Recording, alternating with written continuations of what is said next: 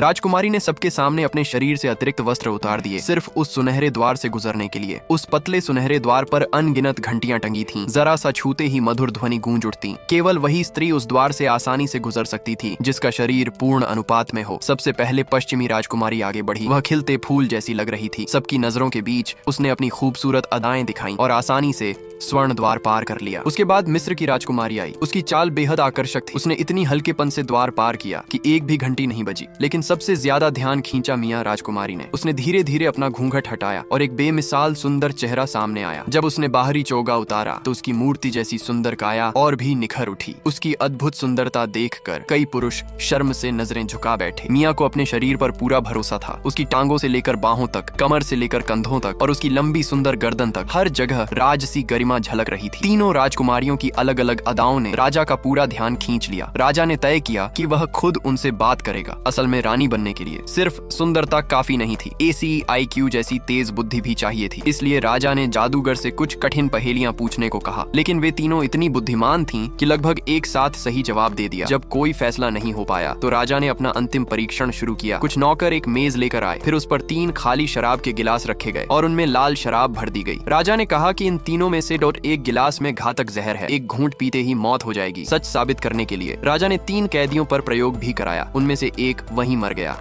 अब सबको समझ आ गया कि राजा मजाक नहीं कर रहा। फिर नए गिलास लाए गए। तीनों राजकुमारियों की आंखों पर काली पट्टी बांधी गई और गिलासों की जगह बदल दी गई। सब कुछ तैयार होने के बाद उन्होंने पट्टी हटाई। इतनी बहादुर होने के बावजूद तीनों इस बार हिचकिचा गईं। राजा ने कहा कि अगर कोई अभी पीछे हटना चाहे तो हट सकती है, लेकिन फिर वह रानी बनने का मौका खो देगी।